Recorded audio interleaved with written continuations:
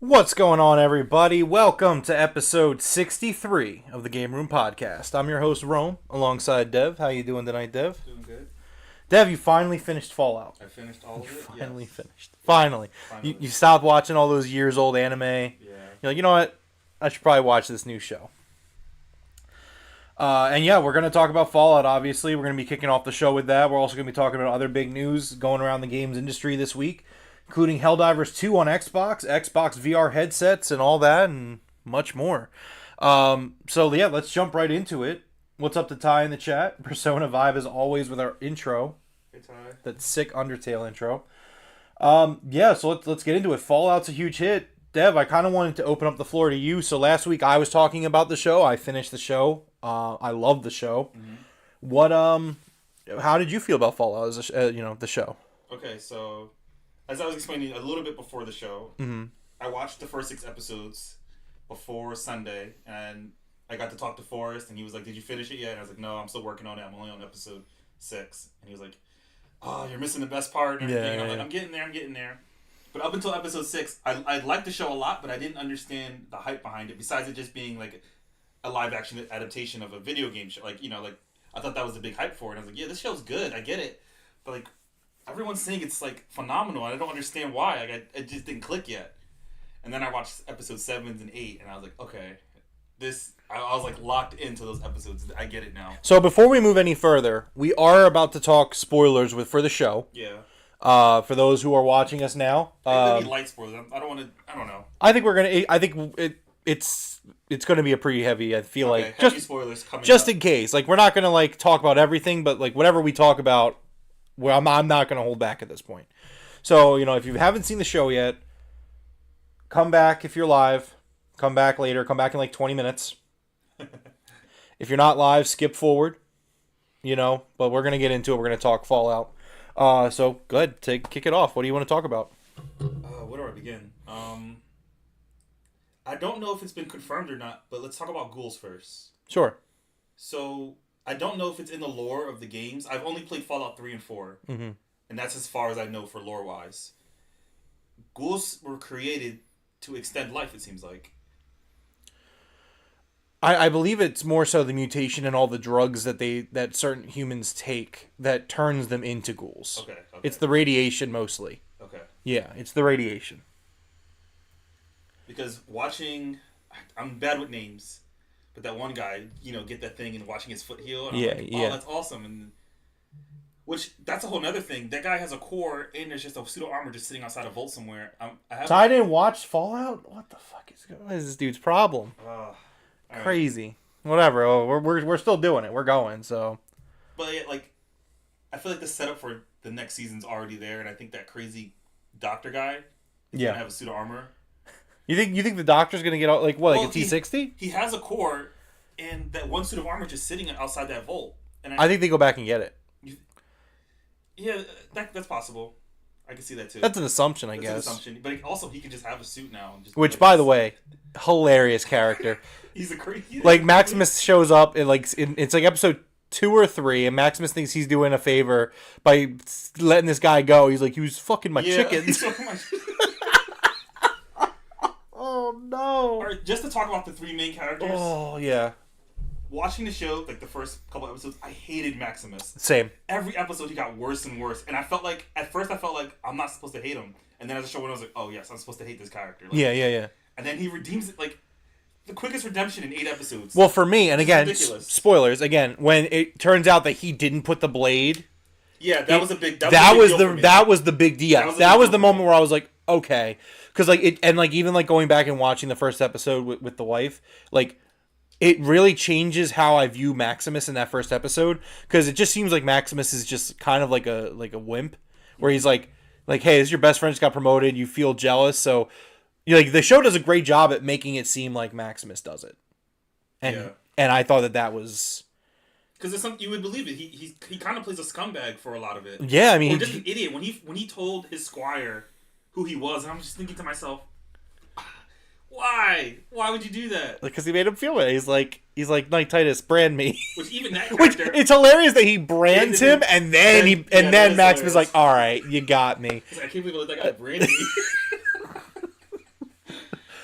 Oh, man. There's so many great moments in this show that it's just phenomenal. It's just so good. I also didn't like, at first, the love that they're trying to put between Maximus and Lucy. But eventually I started to like it.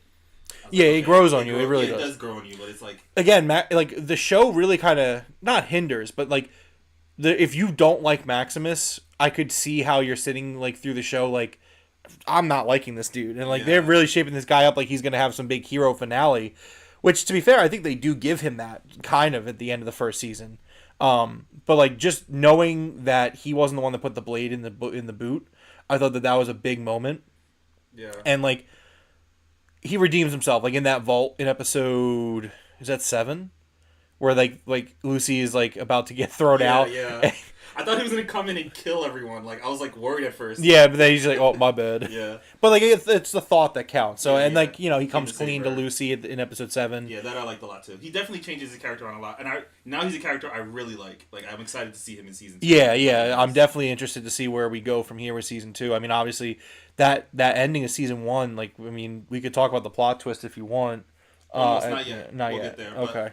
Another thing I want to talk about, I was telling Forrest about this because, again, I had only watched up to episode 6, and my favorite part of the show at the point was everything that was still happening at Vault 33. Like, I love that part, like, finding out the secrets. It's a great tangent. Yeah, it's really good. And that whole reveal was pretty cool, I think.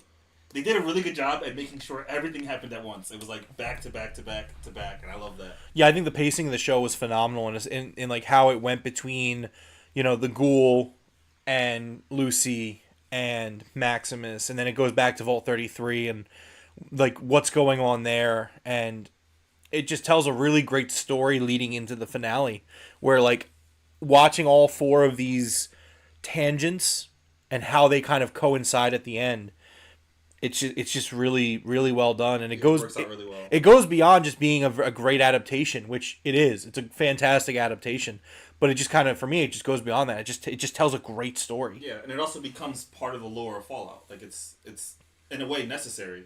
You know, like Yeah, that's why I said last week. Yeah. It's essential viewing if you want to partake in the Fallout universe. And then I guess there was just the big reveal. It was the thing that capped off. It made the show so much better for me.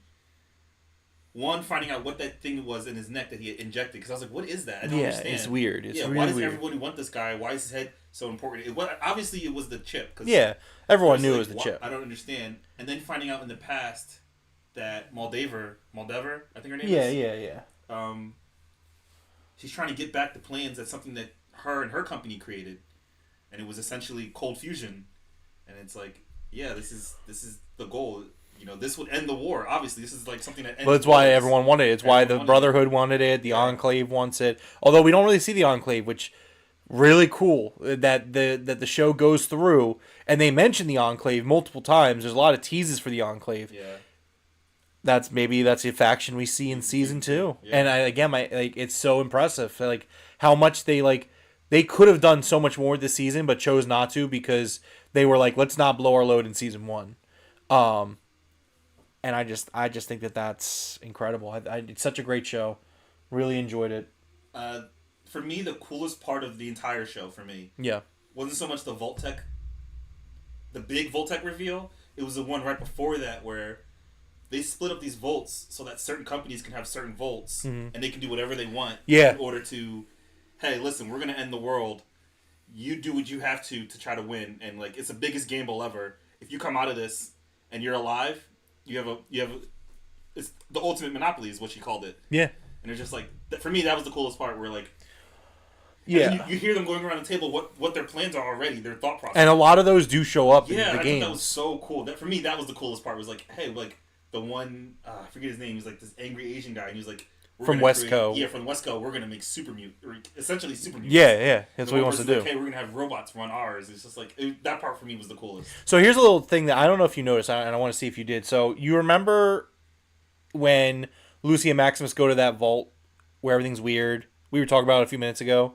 They end up in the vault. Yeah. So when they show that video of why that vault went bad, and they show like the monster breaking into the two scientists and kills them. Yeah. Do you realize that those two scientists that got killed were the same scientists? From the commercial. Yeah. I didn't notice that. Yeah.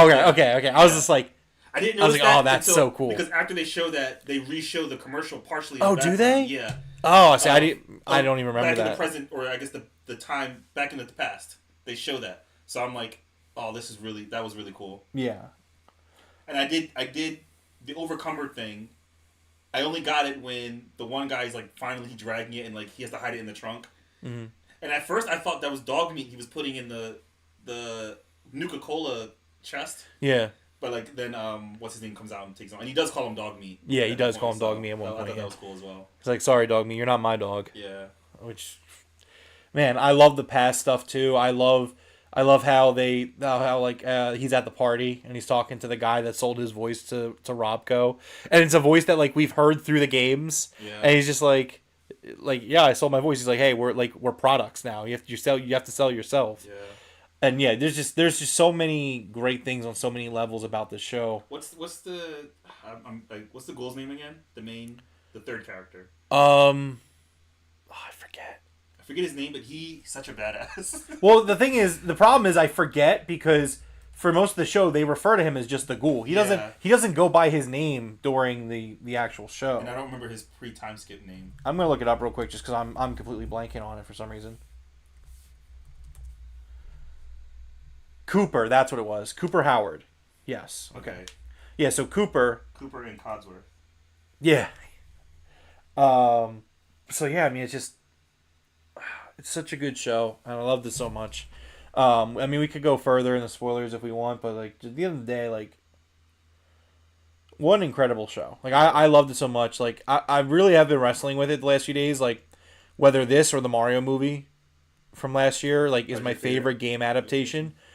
And it's like it's real tough. Like I think it gets the edge because like I was talking about last week, I just really appreciate this show for how like all the small things that it does, like how it basically is the gameplay. Like I was watching it again, and it's just like Lucy basically explains herself as a character creation in Fallout at the beginning of the show. She just comes out and she's like, "These are my skills. This is what I'm not good at," And I'm just like, you could play a Fallout game. You could just boot up Fallout 4 right now and create Lucy. Yeah. And be Lucy in Fallout 4. There are some videos, and I'm gonna probably watch them later on, like throughout the week, of people finding out what her level would be. At the end of the season. It's like she's still very low level, but I thought that was cool because like you can just follow the show and add it all up. Just like the characters, like how much they go for limbs when they're using guns, like even things like that is just so right out of the Fallout, like textbook Fallout stuff, and it's really good. It's really really good.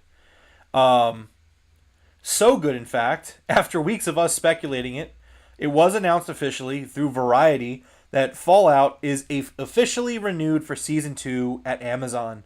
The announcement comes after Variety reported that a second season was set to receive $25 million in tax credits by relocating shooting to the state of California. It's based off the game franchise with the same name.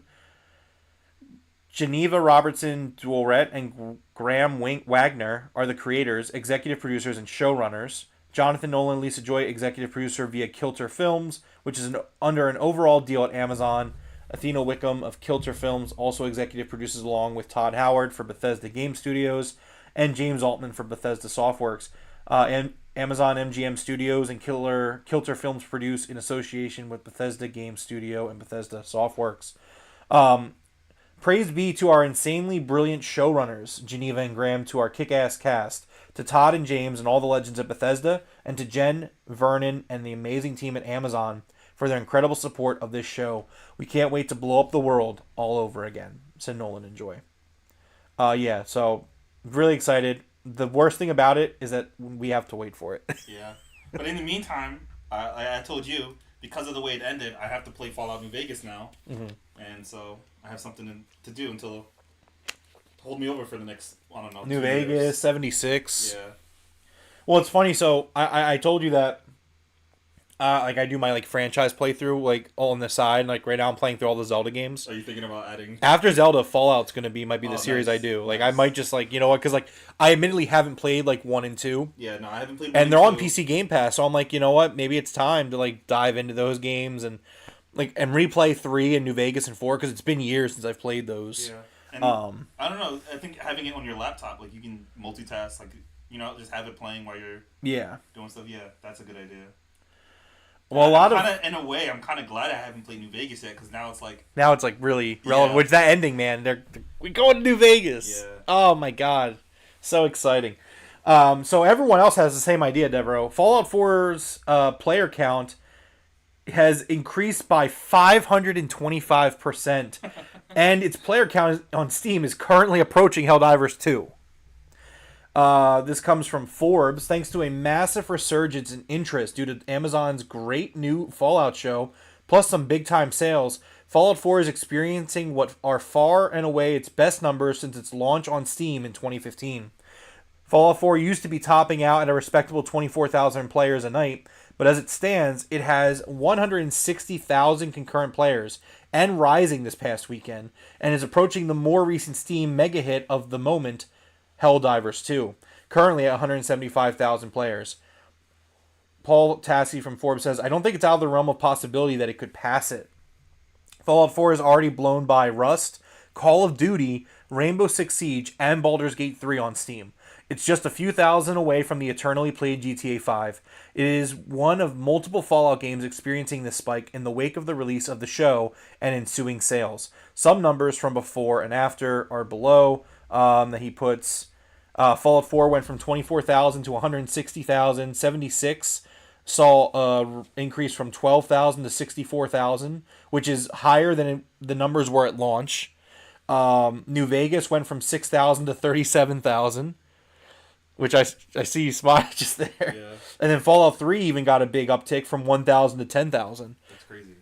These are phenomenal games, and people are going back and playing them. Fallout 4 is receiving a current gen upgrade this month. I think on the 25th, so this week even. Fallout 4. Fallout 4. So and there was some good news on the Xbox side. for some reason, Fallout 4's achievements were bugged. Yeah. But that's been fixed. So you can go on Fallout on the Xbox, you can play Fallout 4 and get the achievements. Not sure what happened in the last few months that made it not work, but it works now. I didn't even know. I thought it was just a week. Like, I heard about it last week, but I didn't know it was a whole. It's been going on for a while. Well, people don't really know, but it's been like a few months, I think. But and then Fallout 4 was Europe's best-selling game last week. That's awesome. According to GSD data reported by GamesIndustry.biz, the game saw sales increase by more than 7,500% compared to the previous week, shooting it up to the top of the European charts. GSD's data tracks digital game sales in all European markets with the exception of some publishers such as Nintendo, and physical game sales across 15 major European countries. You could probably let Ty in the Discord know that we're not talking spoilers anymore if you want. You could try. I mean, maybe it's still around. So yeah, man, just the show is just it is so great to see Fallout just do really well. But it's created a problem for Xbox because there is such demand for Fallout. We are like 10 years away from the next Fallout game. I was literally talking about that. I was like, we are 10 years away. Like the next game that's coming out is Elder Scrolls, which is going to be for like 3 or 4 more years. Yeah, two or 3 or 4 more years. I think 3 more years for Elder Scrolls, and then after that, then they start Fallout. So you're looking at like 10 years, at minimum a 8 decade, years. a decade. Minimum 8 years. I think a decade. I think you see Fallout 5 in a decade. Either way, we're gonna be. I think Xbox needs to throw a team together now and like, hey, like I know it might take like 3 years. Yeah, we're come back. Like I know like you want to have Bethesda work on Fallout 5, but like man, you guys really got to try to get a new Fallout product out the door. You know what I think they do? Like now. That's fine. Let Fallout 5 be the 10-year wait. You still have a whole nother team that's familiar with the Fallout universe. They make great games. Oh my god, you're saying Obsidian to make a Fallout game. Why not? There you go. Why not? Why not? I agree. 100% agree. It'll be smaller. Give me what I want. Heavier story, but like... I mean, New Vegas was incredible. Yeah. It was a little bit buggy, but it's an incredible game. Give them another city. Give them a new vault. Give them New Vegas again. Let them go back to New Vegas. Vegas too. I mean, could you imagine an announcement of the game of like the next Fallout game around the time Season 2 comes out?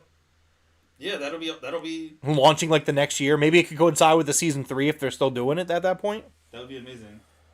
So yeah, I mean, just incredible to see Fallout's numbers doing so well, and I'm happy. I mean, now keep in mind there is rumors of Fallout 3 remaster / remake coming out, so that could be something that they use in the near future. For which game? Fallout 3. Okay. We reported on it like 3 or 4 months ago that there was a rumor that there's a Fallout 3 remake coming out. Great. I think Fallout 3 is still my favorite of the two. It's a really good game. I don't know. I like Fallout 3 more than Fallout 4 personally.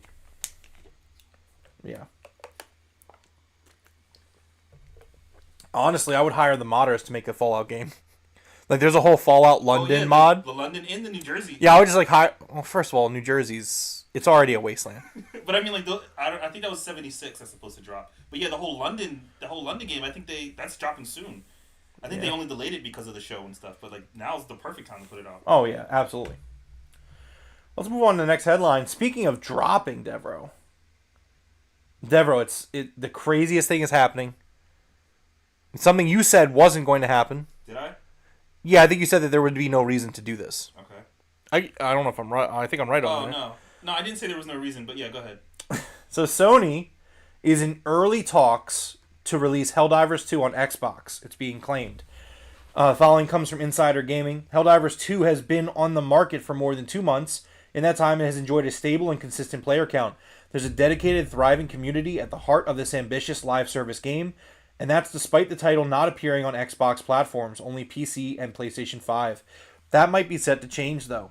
On the most recent episode of the Xbox Era podcast, it was suggested during the Rumor Mill segment that talks are underway to bring Helldivers 2 to Xbox via the series consoles.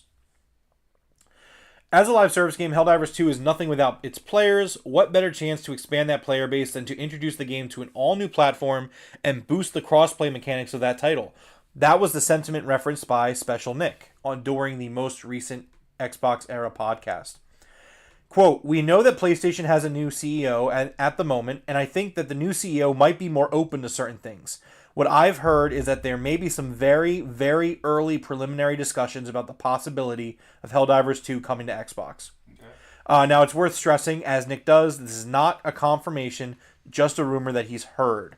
However, it could make complete sense. Devro, what's your take on Helldivers 2 possibly going to Xbox? Yeah, I mean, I think it's a smart move that for them to wait, that they waited so long to do it, because, like, again, it was such a great game. You can only play it. It was a PlayStation 5 game, so, like, that's easy. It's a great exclusive to have on your platform. But I think at this point, it works out for everyone. You make more money by selling the game on other platforms. Other platforms have the game. People playing the game already get a whole nother faction inserted in. That'll be awesome. Yeah, I mean, we've talked about it, I feel like at this point, maybe ad nauseum, but, like, in the future landscape of gaming, it probably just makes the most sense. Like, It makes the most money. we see these which for the companies makes the most sense. Yeah. So, like, it literally makes the most sense. yeah, look at that, dollars and cents. I like it. But no, it just makes so much sense to have these games available in as many places as possible. Like, it doesn't matter if PlayStation is outselling Xbox 2-1. That's still you could still see like a 50% increase. I mean, that's not considering PC, but on console, you could be looking at 50% increase in sales. Theoretically, possibly. The only reason I think it makes the most sense is also because, like we said before, the market isn't growing. People who bought PS5s already have their PS5s. Yeah. So I think it makes more sense to do it now. I don't know about I think when beginning cycles of games, it's better to have that exclusive, build your own console for all three consoles, or I leave Nintendo out of it, but you know what I mean. Have your exclusives to sell your console because it makes that console great, and then eventually make things. Maybe that should be the cycle towards the second half of the life of a console. Put it out everywhere. I mean, I agree. I just think it just seems like it works. I mean, you're seeing it on Xbox. I didn't include this in the headlines, but right now, if you look at the PlayStation top 25 most sold games or high selling games, Xbox first party is dominating the top 25 of PlayStation's highest selling. Like, it's insane. Like, I think they have like 6 or 7 games in the top 25 it is. Yeah. Or something like that. But it's just like Sea of Thieves is doing really well over there already. I mean, just makes sense. Like, things are changing and it just makes a lot of sense to do it. So, I think this is again, very early, just rumors, but could be a very big deal for both sides, to be honest. Number 4 on the headlines. This dropped today, and originally when it dropped, I was like, I was driving and I looked down and I was like, what the but so an Xbox VR headset is on the way, but it's a limited edition Meta Quest headset. Okay. So again, I thought that, like, Xbox was making a VR headset. Okay. They're not.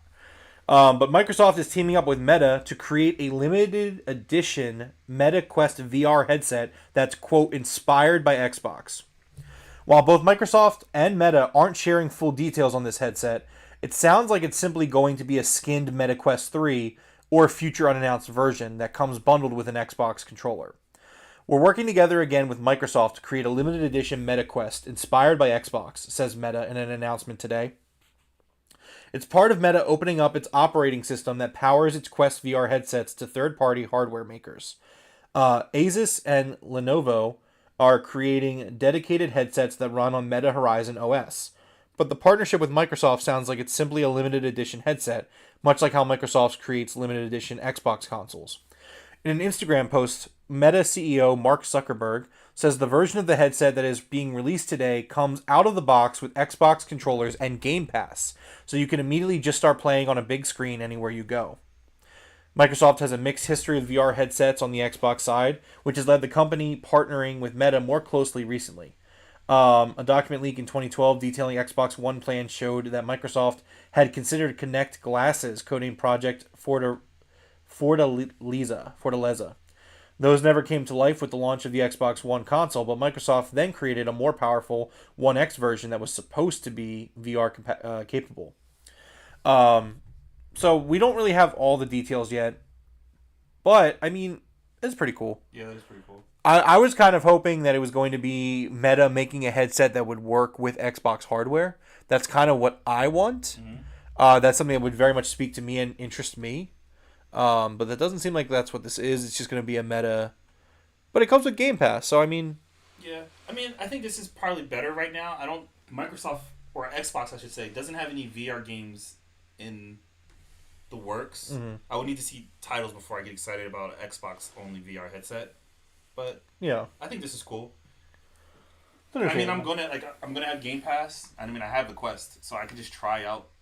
It's streaming, but I can try it out, see how good it is. Yeah, that makes sense. So unfortunately, yeah. And when I saw this, I was like, "Oh, this is the topic of the show." But no, it's just it's cool. It'd be nice if it led to something a little bit more, but we'll see. Number 5, Kenna Bridge of Spirits might be coming to Xbox. This comes from VGC. 2.5 years after its original release, an Xbox Series version has been classified by the ESRB. Kenna Bridge of Spirits was released in September 2021 as a timed exclusive for PlayStation and PC via the Epic Games Store. In an interview published to coincide with the game's release, Ember Lab co-founder and COO Josh Greer said the studio wasn't ruling out bringing the game to other platforms in the future. The title received a Steam release in September 2022 alongside Anniversary Update, which featured introduced features like a new game plus. Kenna is a story-driven action-adventure combining exploration with fast-paced combat, according to Ember Lab. This is a game that's actually in my backlog currently. I do have it for PlayStation, but I always thought this game looked really gorgeous when they showed it off. It was something that I picked up pretty quickly. Definitely looks like a very interesting kind of game that it's in my backlog. So it's a very pretty looking game. Oh yeah, the animation's gorgeous. It's like an action adventure kind of game. It's something, like I said, if it were to come to Game Pass, that might bump it up my backlog a little bit. So I don't know, but I do have it on PlayStation. So at some point, hoping to play it.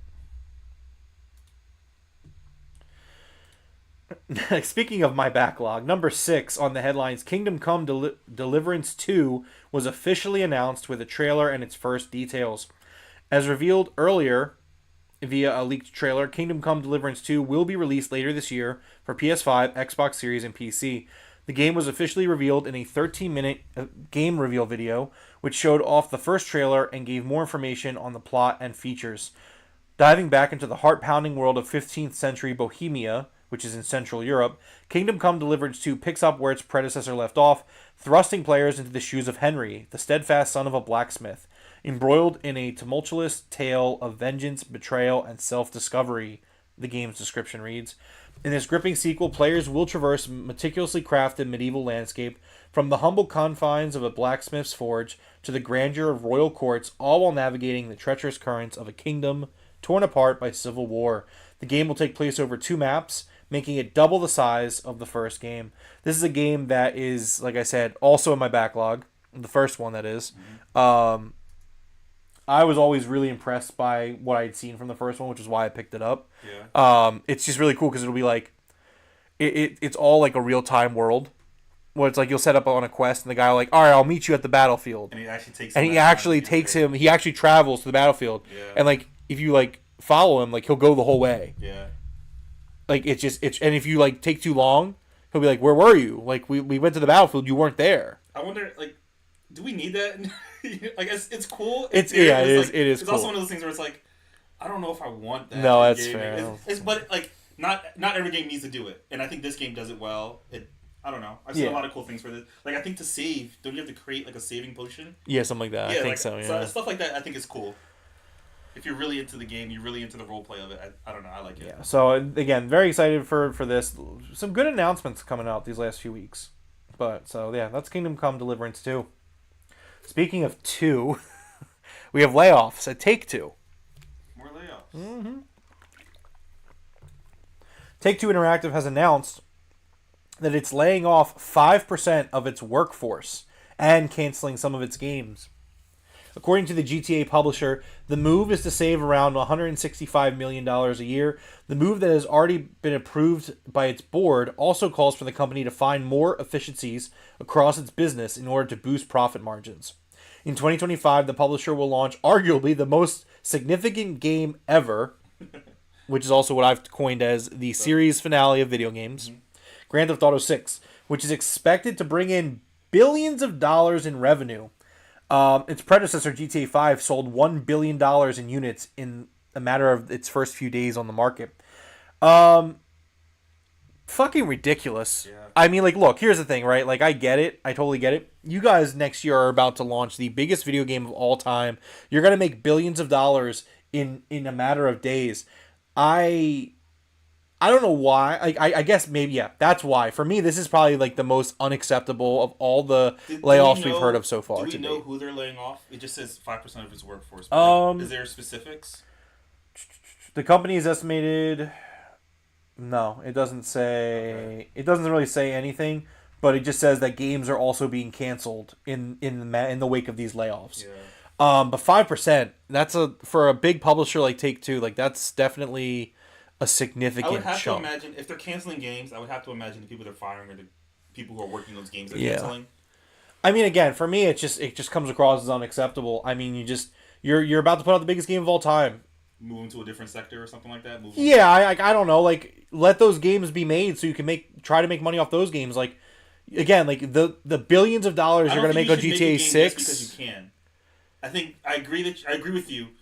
You guys are about to make a lot of money, and you guys don't need to do cost-saving cuts. Yeah, you're not at that point right now. Like, it's not like GTA 6 already came out, and like it's a couple years down the line. Yeah. It's like, well, we don't have any more income rolling in, which is also going to be bullshit because you know damn well GTA Online is going to... Online is still raking in money. And it's going to rake even more money when GTA 6 comes out. Yeah, no, the game... Yeah, they're fine on money.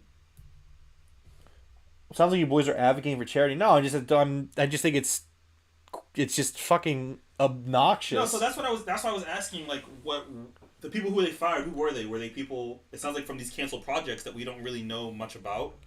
I don't think they should make a bad game just because they have money. I just think it's I get your point, but I just think it's obnoxious. You're about to release the biggest game of all time, and like you're about to make billions of dollars in a matter of days next year, and you're laying off 5% of your workforce. To me, that's just unacceptable. Like, I understand business is business and like you have to make business decisions sometimes, but this one just kind of like it stands out to me as just like I don't think you needed to do this. Like, you're going to grow next year. I'm sorry, like I don't see what world you live in where like GTA 6 isn't about to just come out and just print fucking money for you. No, I get that. I just don't to me, I need more information because it sounds like it's more about these games that they're laying off that they're not going to make. I mean, again, they say it's for cost-cutting efficiencies, and it even says the move has already been approved by its board, and the board is calling for the company to find more efficiencies across its business in order to boost profit margins. So to boost profit margins, again, you are about to make billions of dollars in profit. Like, what do you mean boost profit margins? I'm fine with canceling games if you don't feel like they need to be made. But doing it for the sake of saving money? No, canceling games to save money, I think is fine. It's. See, I disagree. I think if a game isn't coming along great and it's floundering and it's failing and it's not working, I think that's a different discussion to be had. Like, hey, they've been working on this game for like 5 years. It still looks like shit. We got to eat our losses. Okay, I can understand that. But based off what we're seeing here, they're just saying like, oh, we have to cut costs and find more efficiencies to boost profit margins. You're about to put out the biggest fucking game of all time. Like, what are we talking about here? It's nonsense. What does GTA have to do with it? It's the publisher. Take-Two's the publisher that's about to rake in all of this money. What do you like this? I'm sorry, but like, I think the discussion is absurd. I think it's just an absolutely absurd thing to do. Like, here's the thing, right? Like, I could look at Xbox or PlayStation, right, and I could say, okay, like. Again, I don't approve really of layoffs in general for the sake of profit margins. But if you look at Xbox and PlayStation's business, we're talking about how these companies aren't growing, right? And they want to grow. And so like, okay, well, we're not growing. You're about to put out the biggest game of all time and you're about to make billions of dollars in days, so probably even more billions and billions of dollars as time goes on. I just don't see a justification in cost cutting to boost your profit margin when you're already going to see growth. So, no, I mean, we're just going to have to agree to disagree. It doesn't matter. It's just like, it's obnoxious. Like, they have every right to do it. Doesn't make it not fucking obnoxious. Like, sorry. I think it is. It's extremely obnoxious. So what do you think they do then? Do you think they just go along and make the games that they don't want to make? Because I don't know, that part to me is tricky. I think if you didn't want to make the game, don't greenlight that game to begin with. I don't think that's fair either. How is that not fair? They like you don't know how it's going to turn out when you say yes to, the elevator pitch or whatever, and then you make it and something goes wrong. Again, the status of the game matters, but like, and if something were to come out, I wouldn't mind retracting my statement. That's why I said I don't have enough information to be like. Right, but that's why I'm going to go off of what I have. If something were to come out where it's like, oh, again, this game was in development hell for 5 years and it's struggled, like, yeah, well, at that point you got to make a business decision. I can respect that. But it just sounds to me like Take-Two is like, hey, so like our profit margins are going to go through the roof next year. What if we like make them go through the roof even more? Like, I don't know. Yeah. It's more so that it sucks that 400 people are now out of a job,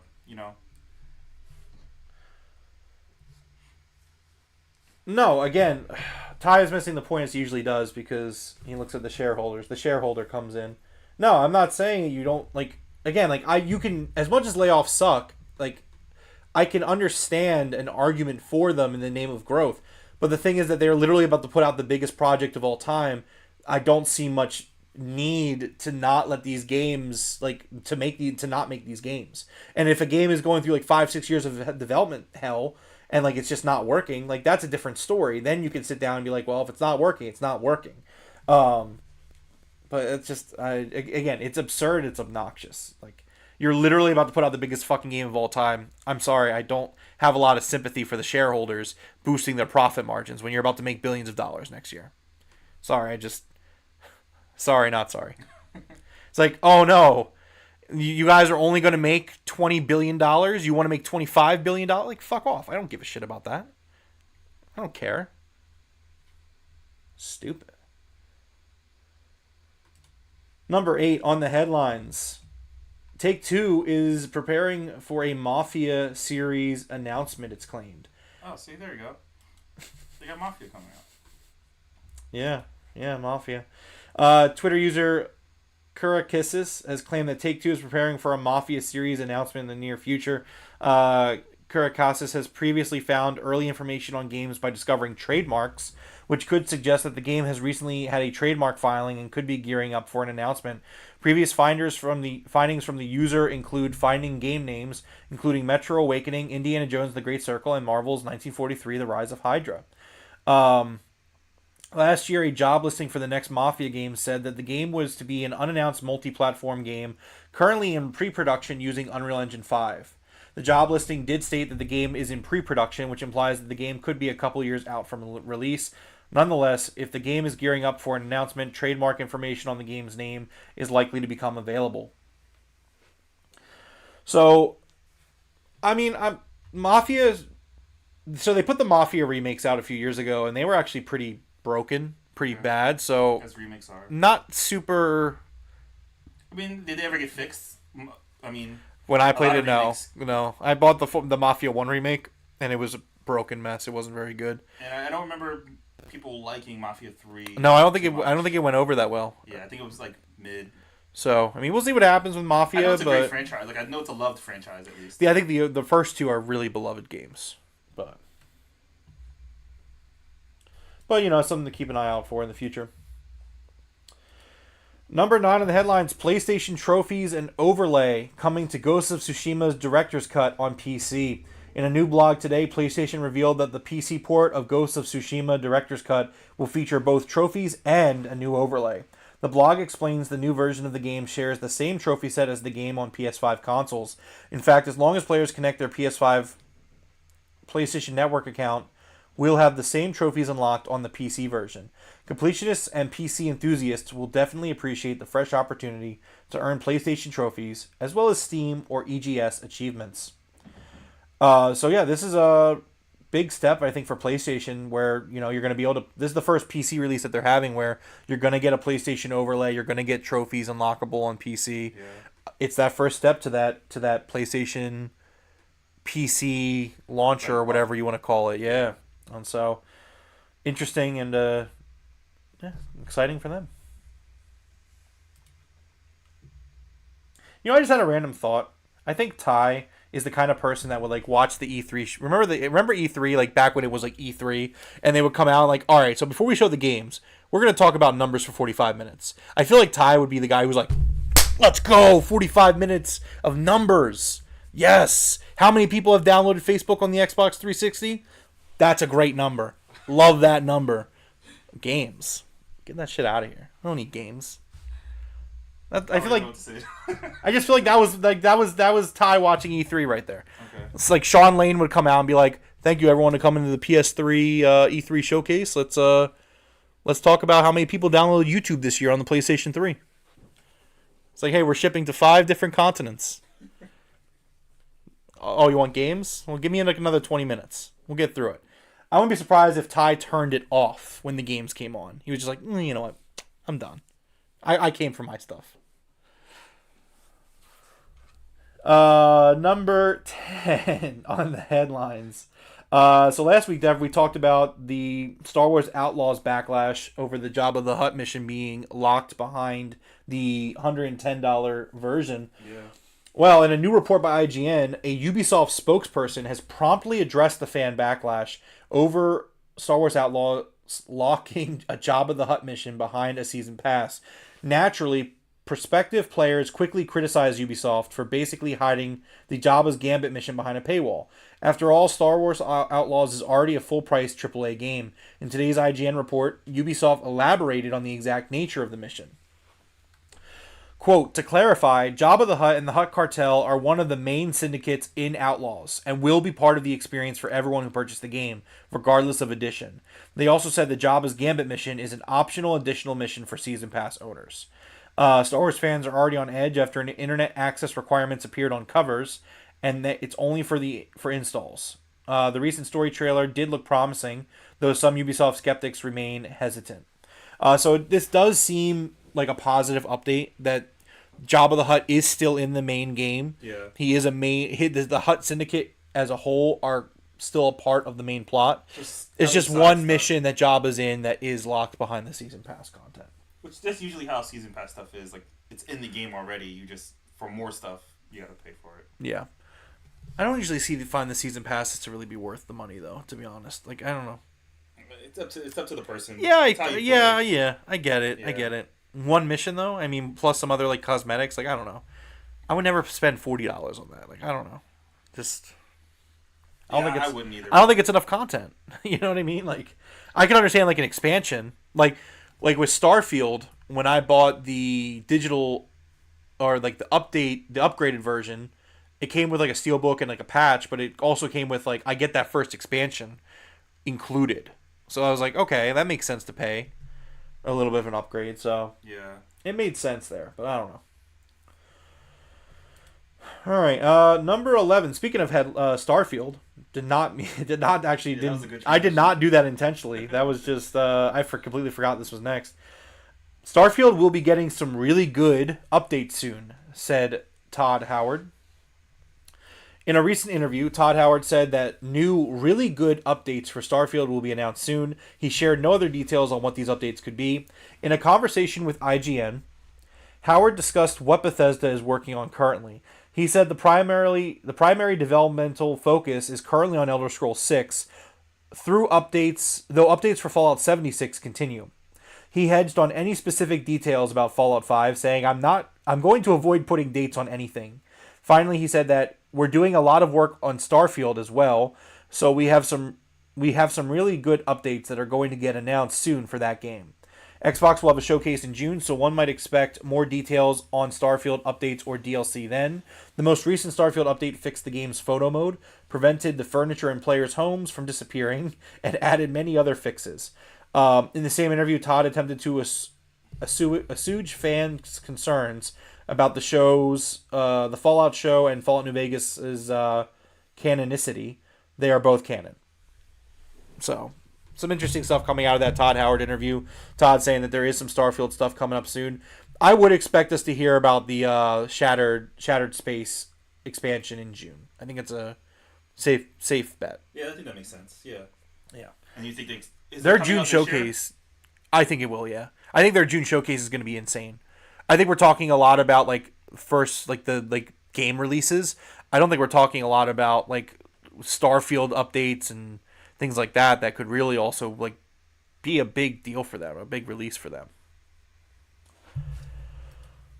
Let's move on. Next up, number 12, Sony lied. Well, they did technically. Sony confirms that Little Big Planet 3 is permanently shut down months after it was temporarily taken offline. Due to ongoing, Sony has indefinitely shuttered the online servers for the PS4 platformer Little Big Planet 3 months after it claimed it temporarily took the game offline while it resolved technical issues. Due to the ongoing technical issues which resulted in the Little Big Planet 3 servers for PS4 being taken offline temporarily in January of this year, the decision has been made to keep the servers offline indefinitely, reads an update on the LBPX account.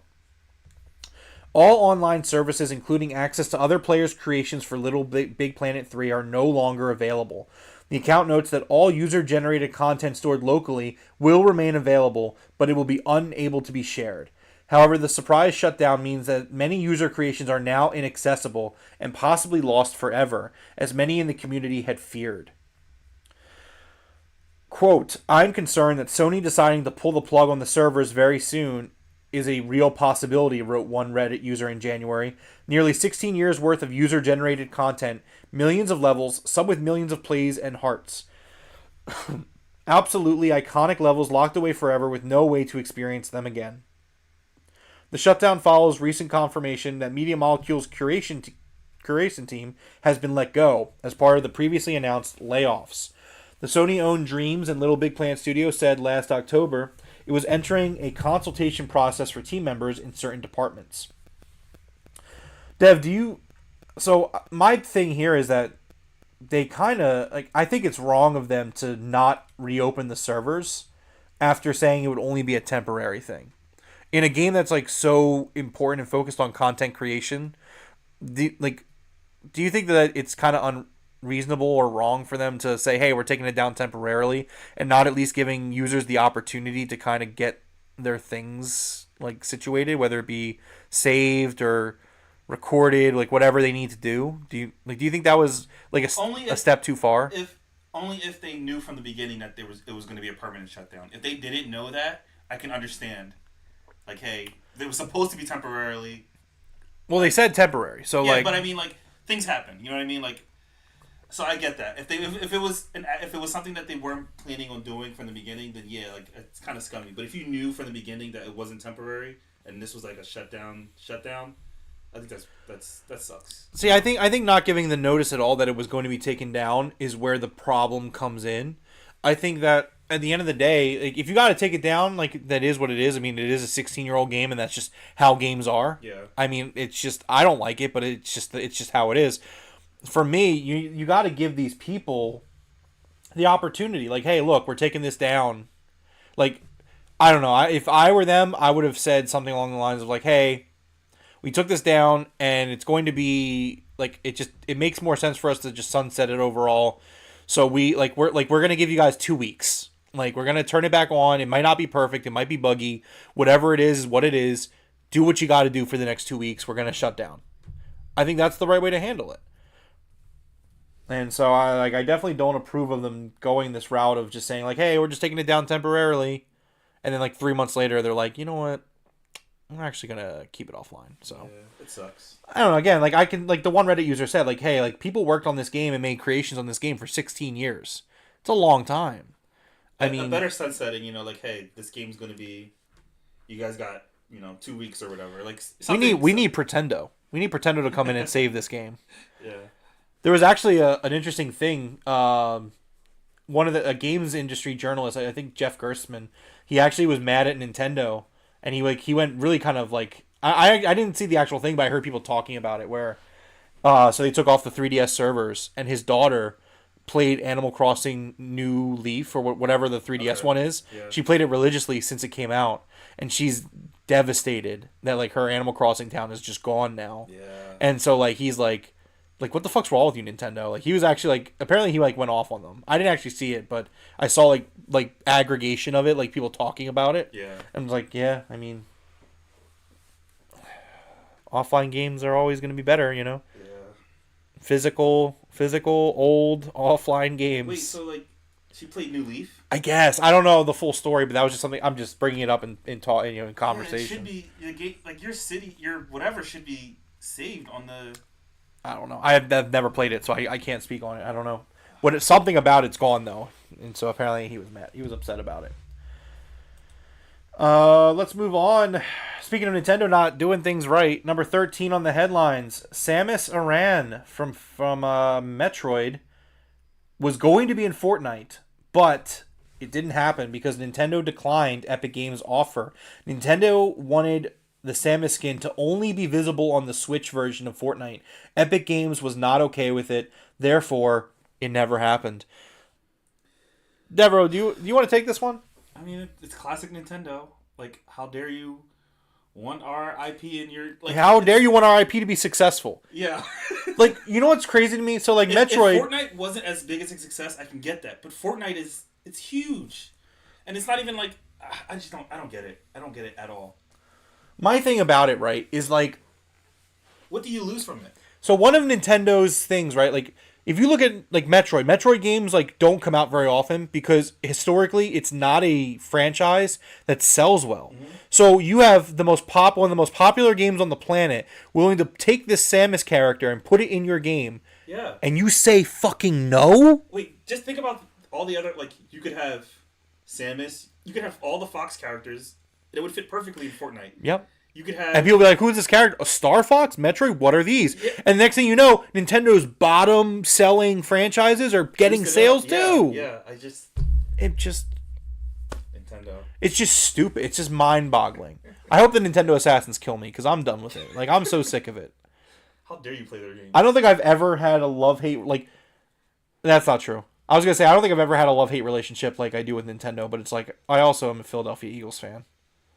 I also agree with Tay. I respect Epic for not saying, "Hey, this is only." Well, I agree. And saying, hey, this will be. I agree. Thing. Yeah. No, I think I actually fully agree. I think Epic Games Store, or not Epic Games Store, Epic, like, great job, Epic, for saying like, no, we're not going to do this. Like, you're going, like, if we're putting Samus in, if we're doing Metroid, it's for everyone. It's across the game. Yeah.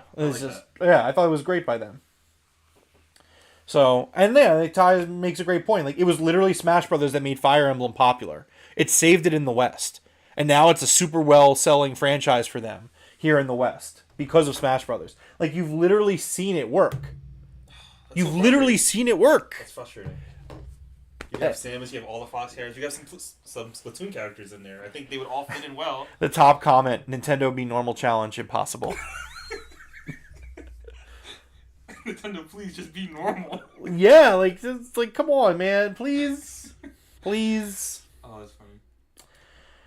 So yeah, what could have been. That's like Nintendo title, what could have been. We could write a book of like all the things Nintendo could have done. Yeah. It's like Chapter 1. You know what, fuck, I'm just gonna say this is your weekly reminder that there's currently no way to officially support Pokemon releases prior to the Switch's generation. Yeah. So no way to play them officially. You know, I heard about this thing called Delta on the iPhones. It's like an emulator. Oh, that's pretty cool. Did you hear about this? Yeah, but I don't even have an iPhone. Oh, I don't have an iPhone either. I got a Samsung. Yeah, it's not like Delta's available on Samsung or anything, right? You know what I'm saying? You know, I don't know. Ty, so I can answer that question. It's absolutely mainland Japan Nintendo. Nintendo of America has like historically fought Nintendo of Japan on things. Like they have tried. Like I know, like I mean, it makes sense. I've read interviews. I've read interviews and like I watched like the Kit and Krista show because they used to work for Nintendo of America, and they'd be like, "Yeah, like we wanted to do this, and it just didn't happen." Okay. Reggie could have got it done. Yeah, I miss Reggie, man. Doug Bowser is a turnstile. He's walk right through him. Yeah, let's move on. Number 14. Devro, we have Embracer news, but it's not layoffs. Oh wow! I know. I'm as surprised as you are. Embracer is splitting itself into 3 separate companies, is the headline. Okay. According to an official press release today, Embracer Group announced plans to split itself into 3 separate companies. The companies will include, and these are their actual names, Asmodee Group, Coffee Stain and Friends, and Middle-earth Enterprises and Friends. Okay. The latter two names might be temporary since Embracer mentions their official name will be decided at a later stage. But for now, they do hint at Embracer's larger priorities. Asmodee will continue to work on its tabletop. Coffee Stain and Friends will concentrate on PC, console, and mobile games, operating under premium and free-to-play segments. Among others, Goat Simulator developer Coffee Stain and South Park Snow Day publisher THQ Nordic will fall within premium. Middle-earth Enterprises and Friends will lead both Lord of the Rings IP and Tomb Raider as home to Crystal Dynamics. It will also house Flying Wild Hog Studios, Tripwire, PlayOn, and a variety of other creative teams. Embracer Group says that Middle-earth Enterprises and Friends will be a more transparent entity, working on more AAA games. The split follows a massive series of changes at Embracer, which face serious fan backlash over its extensive layoffs. For example, Embracer canceled a Deus Ex game and laid off staff at Eidos Montreal. The team will now fall under Middle-earth Enterprises and Friends.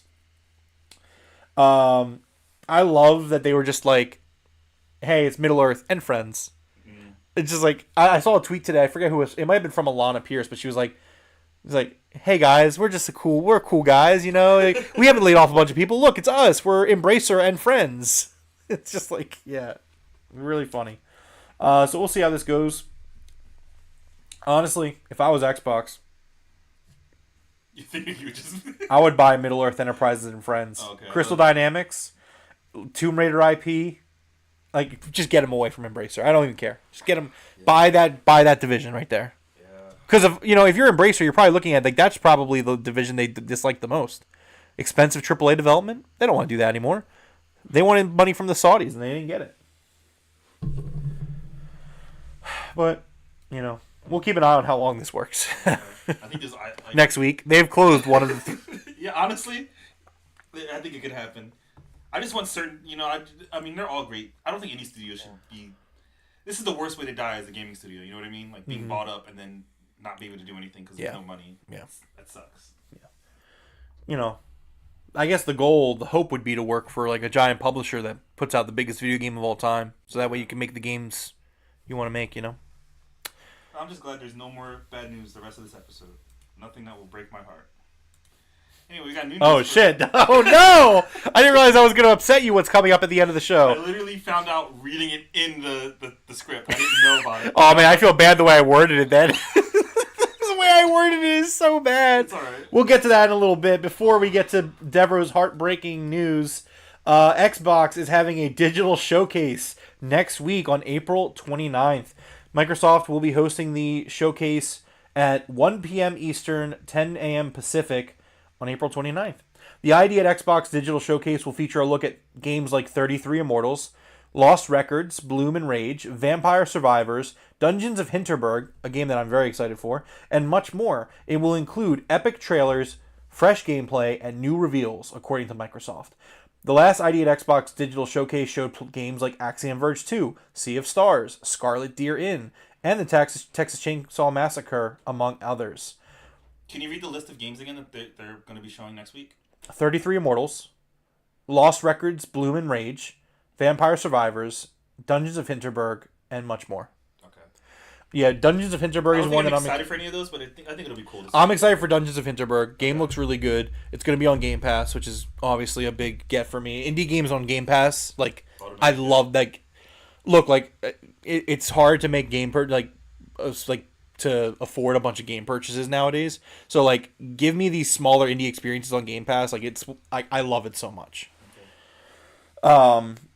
But I'm also excited for Lost Records, Bloom and Rage. If that's the game I remember it to be, like, that's another one that I'm looking forward to. I think for me, I don't remember a lot of these, so it'll be nice to see them again and go to a deeper dive. Man, it just kind of... You think about it again, but, like, if you take away the whole multi-platform fiasco in January, what a hot year Xbox is on.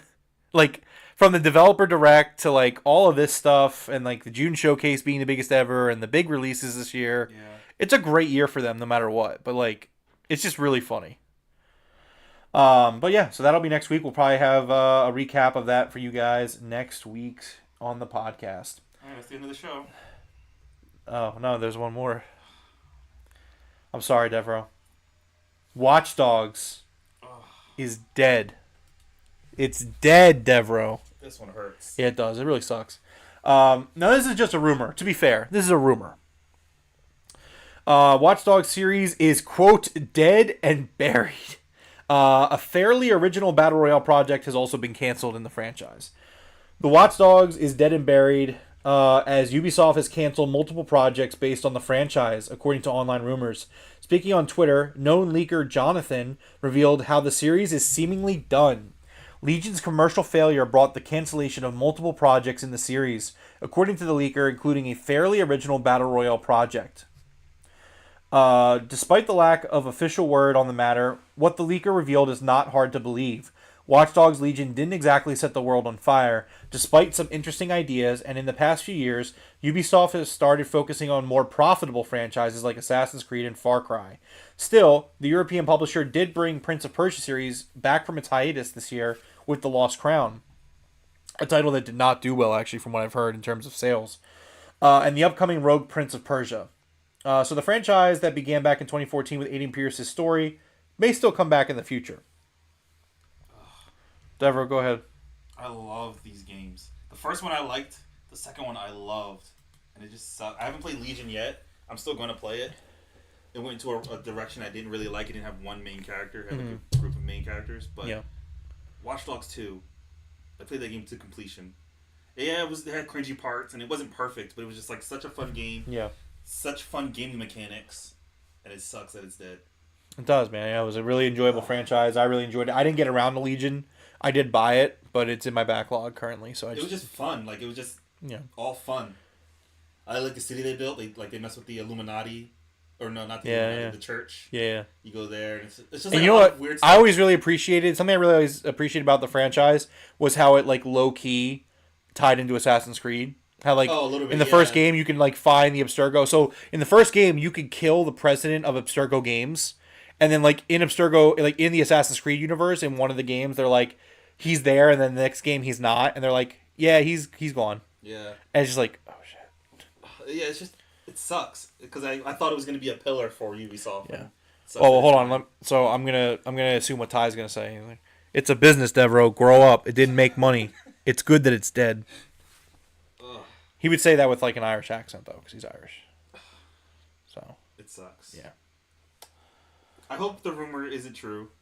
I hope there's a rumor out there for Watch Dogs 3. Well, 4. Legions is the numbered one. It's the third game, though. Yeah, whatever. I don't care. Just something Watch Dogs that isn't like... Watch Dogs 3, the squeakle. No, I mean, yeah, it sucks. And I'm sorry that I had to break that to you. Like, yeah, and I found out reading the script, and I'm like, oh, I gotta get B-roll for this? This is heartbreaking. It's like putting together a funeral. Yeah. It's like, what pictures did you like? What pictures made them look the most alive? What do you think? Go ahead, pick these. Go. Yeah, that sucks, man. So yeah, sorry. But that's the headlines for the week. Not a super packed week overall, but still always interesting in the games universe. Let's talk about the releases for the week of April 22nd. There's actually a lot of them, so we're gonna run through it. Coming out tomorrow on the 23rd, we have Yuden Chronicle 100 Heroes for the PS5, Xbox Series, Xbox One, PC. I think it's all on Game Pass too. Hammerwatch 2 comes out tomorrow, Xbox Series and PS4. Interesting, not PS5, but yeah. Lunar Lander comes out Beyond, PS5, Xbox Series, PS4, Xbox One, and Switch and PC tomorrow. Phantom Fury comes out on PC tomorrow. Tales of Kenzera Zhao comes out on PS5, Xbox Series, Switch, and PC tomorrow. Teenage Mutant Ninja Turtles Arcade, Wrath of the Mutants comes out on PS5, Xbox Series, PS4, Xbox One, Switch, and PC tomorrow. Another Crab's Treasure for Xbox Series, Xbox One, Switch, and PC on April 25th. I believe that's also a Game Pass game. The Fallout 4 Current Gen Upgrade comes out on April 25 for PS5 and Xbox Series. Library of Ruina comes out on PS4 and Switch. I think that was already out on Xbox. Saga Emerald Beyond comes out on PS5, PS4, Switch, PC, iOS, and Android on the 25th. Demon Slayer Kimetsu no Yaiba? Yeah. Sweep the Board comes out on Switch April 26th. Manor Lords PC comes out on April 26th. Sandland comes out on PS5, Xbox Series, PC, and PS4, April 26th. Stellar Blade comes out on PS5, April 26th. Topspin 2K25, PS5, Xbox Series, PS4, Xbox One, and PC on the 26th. And El Shaddai Ascension of the Metatron HD Remaster comes out on Switch on April 28th. It's a packed week. It's a packed week. Yeah. What's your pick of the week? Stellar Blade, I have the B-roll up right now. This is a game that looked cool since the beginning, and it's just, every time I see it, it looks cooler. So, I really want to go with Yuden Chronicle 100 Heroes here, because it's a game that really kind of looks right up my alley. It looks like a turn-based JRPG. But I got to give the shout-out to Sandland okay. in honor of Akira Toriyama. Yeah, I forgot This about is that. like a big major release Yeah. based off a manga that he worked on back in the day. So that's going to be my pick of the week as homage to him. That's a good one. Stellar Blade looks really good too. There are some really good games this week coming to every single platform and Lords, Game Pass. I've heard a lot about Manor Lords. It's like a yeah. building game. Like Yeah. Sim kind of I thing. think that's also PC Game Pass. Yeah. Okay. I didn't know it was Game Pass. I know it's a PC game. But Well, I think it's PC Game Pass. Okay, Yeah, that's not awesome. not Xbox Game Pass, but PC Game Pass. Yeah, okay. not console. Yeah, it's a big week across the board. Wherever you play, whatever you play, like there's a lot coming out this week. So make sure you don't get stuck on Final Fantasy VII Rebirth like me. I got like almost no time in this week to play. Maybe like an hour. How far do you think you are in the game? I think I'm like 80% of the way through. Okay. I Another month. Oh god, I really just. It's not that I'm not enjoying my time, but there's a lot of fluff.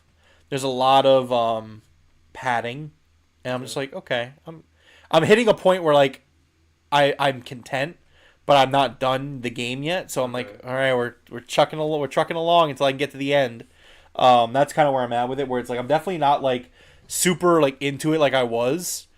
But I'm 70 hours in. Yeah, as I say, you could feel yourself, I guess. I can feel myself like skip this dialogue that I don't think is important. No, I don't usually skip dialogue, but I'm definitely I'm at a point now where like I have a YouTube video playing while I'm doing side quests. I'm like, okay, let's put something on because I'm not doing any main quest work right now. And I got to a point where like where it's like the open world has like fully opened up now, which is why I think I'm close to the end. Okay. But it's like, oh hey, there's also like this pirate's treasure you have to go across the sea and get 5 things for, and I'm just like, oh, another thing? And they're like, oh, by the way, all the areas you've been to, we just unlocked 2 new side quests for each of them. And I'm like cool, but like Yeah. So I'm currently fast traveling through all of the places I've been and doing the side quests that are in those areas. Okay. And then I have to go for this fucking pirate's treasure. It better be worth it. I'm gonna be really mad if it's not worth it. I'm sure it is, but it's just like, I guess it'd be worth it just for the story. Like I heard all Yeah. the side missions are pretty good. it is. It really is. So like, I'm not complaining, but it's just like, You're ready to play something else. yeah. Well, so like in my mind, the way I look at it is like April. I'm actually not getting a game for April. Okay. I'm taking a break this month. Like, yes, I could buy Sandland. Yes, I could buy Stellar Blade. I have Stanley gameplay showing right now. B-roll. I see it. Yeah, I think it looks good. Those are games I'm probably gonna like put like on my Amazon wish list and like maybe I get them for Christmas or something. Okay. But like, Is it because you're doubling down on a different month or? well, in May, I no, not really, because May I'm gonna be playing Hellblade on Game Pass and getting Paper Mario. But it's more so me just trying to knock some stuff out of the backlog. So the thing is, I want to get done Final Fantasy because we are tomorrow. We're a month away from Hellblade. Okay. Or like no, I think we're like 29 or 28 days away from Hellblade. A month, regardless. We're a month away from Hellblade. And when Hellblade comes around, I'm gonna probably knock that out in like a weekend and then pick up Paper Mario. So I'm kind of looking at like this 4-week stretch right here as like, let's clean some stuff up. Let's try to get some stuff done out of the backlog. But I got to get done Final Fantasy first. Gotcha. So I don't want to be playing Final Fantasy a month from now, but I probably will be. Yeah. I'm gonna try though. Like last week it got away from me. This week I'm really gonna try to double down and get some Final Fantasy time in. All right. But yeah, I mean, so that's pretty much gonna do it here for us. This has been episode 60. I think it was 63, but you put 64 on the. It might be 64 then. I think it's 63. What was last week's? I'll let you find out. All I do is change the number. Well, then you're probably right, but for some, then I guess I messed up. I don't know. Hold on. How do I find this? Oh, okay, that's why. No, you messed up. Last week's was 62, and then you did 64, so I was right. Yeah. So this is actually 63 of the Game Room Podcast. I'll change it later.